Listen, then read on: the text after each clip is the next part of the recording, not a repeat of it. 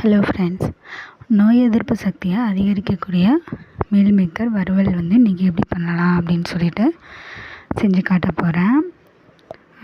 இதில் first meal மேக்கரை ஒரு cup அளவு எடுத்து தண்ணியில் போட்டு கொதிக்க வச்சுக்கலாம்.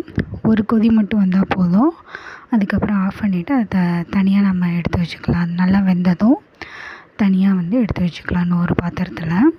இதை எடுத்ததுமே இதில் கொஞ்சம் நார்மல் வாட்ரு சேர்த்துக்கலாம். அப்போ தான் இது ரொம்ப இதாகாமல் குழையாமல் இருக்கும். அதனால் அதை வெளியில் எடுத்ததும் கொஞ்சமாக நார்மல் வாட்ரு சேர்த்து வச்சுக்கலாம். இப்போது ஒரு பாத்திரம் அடுப்பில் வச்சுட்டு இதில் எண்ணெய் சேர்த்துக்கலாம்.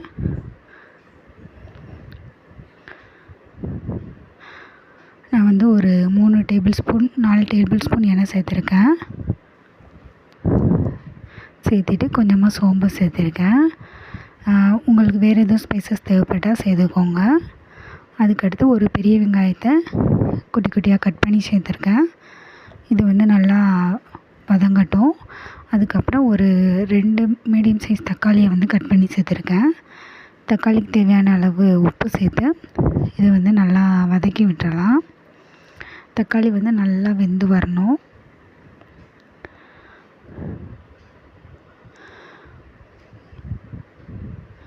இதில் கொஞ்சமாக மட்டன் மசாலா சேர்த்துருக்கேன். நீங்கள் சிக்கன் பொடி, கரம் மசாலா எது வேணாலும் சேர்த்துக்கிறலாம்.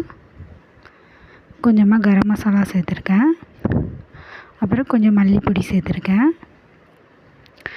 நீங்கள் மிளகாய் பொடி வேணுன்னா கூட மிளகாய் பொடி சேர்த்துக்கலாம். மட்டன் பொடி, சிக்கன் பொடிக்கு பதிலாக மிளகாய் பொடி கூட நீங்கள் சேர்த்து செய்யலாம்.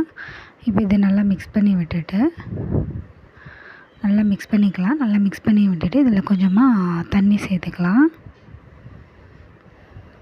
ரொம்ப சேர்த்துட வேணாம், சும்மா லைட்டாக சேர்த்துட்டு இந்த தக்காளி இந்த மசாலா வாடெல்லாம் போகணும். அதுக்காக இந்த தண்ணி நம்ம சேர்த்துருக்கோம்.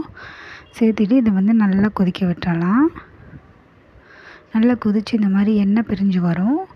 எண்ணெய் பிரிஞ்சு வந்ததும் நம்ம தனியாக எடுத்து வச்சுருக்க மீல் மேக்கரை நல்லா பிழிஞ்சிட்டு இது கூட சேர்த்துக்கலாம்.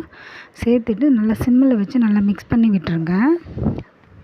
இது அப்படியே ஒரு 5 நிமிஷம் இருக்கட்டும். ஏன்னா அந்த மசாலாலாம் மீல் மேக்கருக்குள்ளே இறங்கணும். அது மட்டும் இல்லாமல் மீல் மேக்கர்லேருந்து கொஞ்சம் தண்ணி பிரிஞ்சு வரும். அந்த தண்ணியும் நல்லா ட்ரை ஆகணும். அதனால் இது தண்ணி ட்ரை ஆகிற வரைக்கும் இதை கொஞ்சம் அப்படியே லேசாக வறுத்து விட்டுக்கலாம்.